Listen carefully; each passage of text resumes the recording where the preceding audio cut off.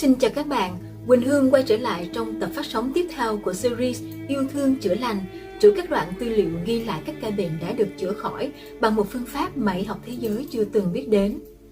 Ngoài mục đích chữa lành bệnh tật, trong đó có nhiều căn bệnh nan y vẫn còn là thách thức của y học hiện đại. Phương pháp này mang đến cho chúng ta một cái nhìn mới về căn nguyên gây bệnh, về sức mạnh của tình yêu thương, của việc thay đổi nhận thức, lối sống hay chúng tôi thường gọi là chuyển tâm khỏi bệnh. Thưa các bạn, trong cuộc sống, có lẽ rất ít ai có thể bước qua lằn ranh sinh tử, trải nghiệm cảm giác cận tử và trở về. Chị Út, nhân vật chính trong video lần này là một người như vậy. Để giành giật sự sống của chị từ tay tử thần, các bác sĩ đã phải tiêm đến 4 liều trợ tim nhưng vẫn không thể mang dấu hiệu sinh tồn nào quay trở lại. Nguyên nhân của tình trạng ngàn cân treo sợi tóc này có thể đến từ suy kiệt thể chất từ căn bệnh u hạch lymphoma mới nhất. Trước đó, chị Út còn từng được chẩn đoán mắc các căn bệnh u tuyến giáp, u xơ cổ tử cung, u nang buồng trứng. Nhưng thật thần kỳ, chị đều lần lượt được chữa khỏi trong thời gian chóng vánh, mà chính kết quả xét nghiệm cũng như vẻ bề ngoài của chị đã làm cho các bác sĩ và những người xung quanh không khỏi ngạc nhiên. Xin mời các bạn cùng theo dõi video sau đây để biết về hành trình chữa lành bệnh tật của chị. Sáng nay không dạy hả em? Dạ sáng em cho học sinh nghỉ hè chị ơi. Mới thi xong hả? Dạ mới thi xong cho học sinh nghỉ hè. Câu chuyện mà sâu sắc nhất ở trong cuộc sống của em và cho gia đình của em một cái gì đó để hiểu hơn, chính là cái lần mà em chết đi sống lại nằm ở cái cửa tử á. Chính là năm 2022 là em đang dạy thì lúc đó bất tỉnh. Cấp cứu thì lúc đó em đã tim ngừng đập rất là lâu rồi. Khi em tỉnh dậy thì chị bác sĩ nói là con hơn 10 phút rồi nha. Nhưng mà khi mà tim em ngừng đập, em vẫn nằm ở trong trạng thái hôn mê. Thì lúc đó em chỉ biết là bác sĩ vẫn tiêm thuốc cho em. Em vẫn cảm nhận được là bác sĩ tiêm thuốc. Em biết hết, em biết được là mọi người nói gì và đang cầu cứu những gì. Thì lúc đó may mắn rằng là tìm được số điện thoại điện cho anh Thành. Thì may mắn thầy lại ở trong nhà anh Thành. Thì khi mà thầy gọi cho em, Út ơi con dậy đi, thì lúc đó em bật dậy. Thì các bác sĩ lúc đó là họ đã kích tim cho em rồi. Và lúc đó bác sĩ nói với em là cô đã tiêm cho con 4 mũi trợ tim và 4 mũi canxi. Nhưng mà cái hệ canxi của con sau 1 tiếng đồng hồ nó chỉ lên 0.4. Canxi và đường của con quá thấp. 4 mũi trợ tim mà tim con cũng không hề hấn gì hết. 10 phút là mọi người nghĩ là chuẩn bị viết là giấy báo tử rồi. Lúc đó là nghĩ em chết rồi, bởi vì tất cả mạch đồ là người em lạnh hết rồi, là không còn sống nữa, chân em giống như băng vậy đó. Mọi người đáy chăn đắp cho em tiêm thuốc vào nhưng mà cơ thể của em không có một cái chuyển biến nào hết. Thì khi em tỉnh dậy thì mọi người mới hoảng nói con đi là ma. Thì ra ngoài cửa đứng nhìn vào, thì khi thầy mới nói thôi lấy cho con bé ly nước, thầy hỗ trợ để đẩy những cái tác nhân xấu ra ngoài không được phép ở trong cơ thể của em.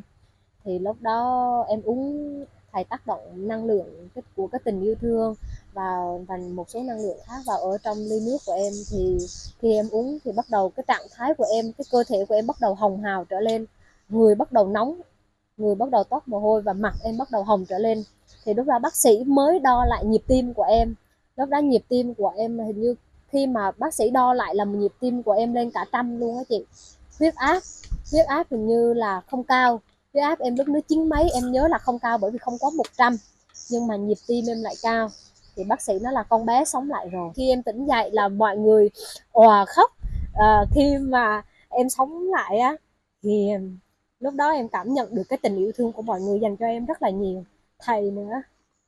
Sau những cái vấn đề đó là em quyết định là bản thân em phải tự rèn luyện và tu tập cho mình khỏe mạnh hơn, cho mình mạnh mẽ hơn, và mình còn phải học hỏi rất là nhiều thứ.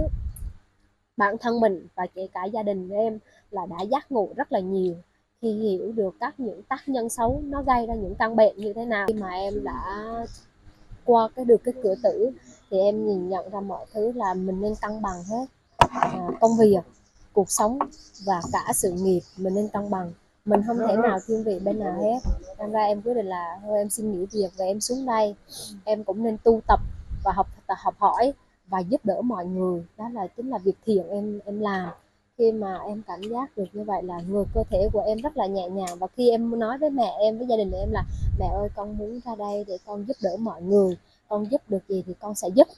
Mẹ em đồng ý liền, mẹ em nói rất thì mẹ mừng quá. Thì lúc đó em ra đây thì mẹ em cũng ra đây giúp đỡ mọi người cùng với em. Khi em đến được đây, em mở một lớp dạy thêm nhỏ từ lớp 6 cho tới lớp 10. Đa phần các em là những học sinh nghèo, trường lớp xa, điều kiện đi lại rất khó khăn. Vì vậy em cũng mong em sẽ góp phần một công sức nhỏ bé của mình vào việc nuôi dưỡng cho các em, nuôi những ước mơ và mong cho các em sẽ thay đổi cuộc sống của bản thân trong tương lai. Những em có hoàn cảnh khó khăn thì em sẽ miễn giảm học phí để tạo điều kiện hết sức có thể để cho các em được học và cho các em nắm bắt những kiến thức. Bởi chỉ có kiến thức mới giúp các em thoát được nghèo và thoát ra khỏi những suy nghĩ tiêu cực và có một tương lai tốt đẹp hơn. Cơ duyên em được gặp thầy vào năm cuối 2017. Thì lúc đó vô tình em đau bụng, thì đi khám, đi cấp cứu thôi. Thì khi siêu âm ra thì em có 2 khối u, mấy khối u trong người. Nhưng đó là trong tử cung, thì nó xuất hiện 2 loại, đó là u xơ tử cung và u nang buồng trứng. Thì lúc đó may mắn sao là mẹ em được gọi là chăm sóc một người bệnh ở ngoài thầy. Thì mẹ em mới xin phép thầy, thì mẹ em cho em ra để được gặp thầy và chữa trị. Thì khối u đó dần dần tan. Quá trình của em nó cũng rất là gian nan. Tới 2018 thì em lại bị một khối u nữa, đó là u tuyến giáp. Thì vô tình mình mới biết được, thì khi em lên em mới biết là nó là u ác rồi. Thì bác sĩ mới nói là nó chuẩn bị chuyển qua ca. Thì lúc đó em cũng ngại thầy, em chỉ viết một cái lá thư nhỏ em gửi tâm sự với thầy. Thì thầy mới nói thôi con ra đi để thầy giúp đỡ con. Thì khi em ra đó được 2 ngày thì khối u tuyến giáp của em hầu như là nó xẹp mà chuyển biến rất là nhanh. Mọi người ở đó đều ngạc nhiên khi mà bởi vì cái cổ của em lúc đó nó bị phù xuống tới đây. Phù mà chỉ cần khi mà thầy và mọi người hỗ trợ cho em xong thì sau 2 ngày là nó xẹp lại bình thường như thế này. Không về ra ngoài thì mọi người nói ôi sao hôm bữa con này giống cổ phù mà sao bây giờ nó lại lành lặn như vậy. Thì trong bản thân em là và gia đình em may mắn là mẹ em hiểu được gặp thầy sớm, nên mẹ em được hiểu rất là nhiều nên dẫn dắt em được gặp thầy. Quá trình chữa bệnh của em rất là gian nan, bệnh của em rất là nhiều, u nang tử cung, u xơ tử cung, u nang buồng trứng, u tuyến giáp, cuối cùng là khi mà em chết đi, và căn bệnh cuối cùng của em là u hạch lymphoma. Thì trải qua những căn bệnh đó thì em cảm giác được là bản thân mình cần phải sống như thế nào, sống thiện, sống tốt, đối nhân xử thế với mọi người ra sao. Cho tới ngày hôm nay là bản thân em rất là ít đau nữa, chứ ngày xưa em đau rất là nhiều. Thành ra là em cảm giác được là nhờ có thầy hỗ trợ năng lượng, hỗ trợ cho em nên em mới có sức khỏe được ngày hôm nay. Chúng ta vừa được nghe những chia sẻ của chị Út về hành trình vượt qua đến 4 căn bệnh nan y: u hạch lymphoma, u tuyến giáp, u xơ cổ tử cung và u nang buồng trứng. Thật ít người phải chịu nhiều gánh nặng bệnh tật như chị, và càng hiếm hơn những người có thể lội ngược dòng và phục hồi một cách thần kỳ ngay cả khi đã cận kề cái chết. Bằng trực giác và tri thức của một người làm trong ngành giáo dục, chị Út đã có một cái nhìn đúng đắn và đủ sâu với phương pháp chữa bệnh của người thầy ở Côn Sơn. Từ đó có những thay đổi tích cực để duy trì một cuộc sống bình yên và khỏe mạnh. Chúng tôi mong rằng trường hợp này sẽ mang đến cho mọi người một cái nhìn mới về những căn bệnh mà chúng ta chẳng may phải đối mặt trong cuộc sống. Tuy chưa phải là đại trà, nhưng kết quả tức thì đối với người bệnh cũng đặt ra cho chúng ta nhiều câu hỏi. Các bạn nghĩ gì về trường hợp này? Chúng tôi mong rằng các nhà khoa học, y học, nhân chủng học sẽ đưa ra các nhận định cũng như có nhiều nghiên cứu hơn về vấn đề này để tìm được một phương pháp phục hồi cho con người trong tương lai. Các bạn hãy cùng thảo luận ở bên dưới video này nhé. Và đừng quên bấm nút theo dõi kênh Bông Sen Yêu Thương để không bỏ lỡ khi series Yêu Thương Chữa Lành có tập phát sóng mới.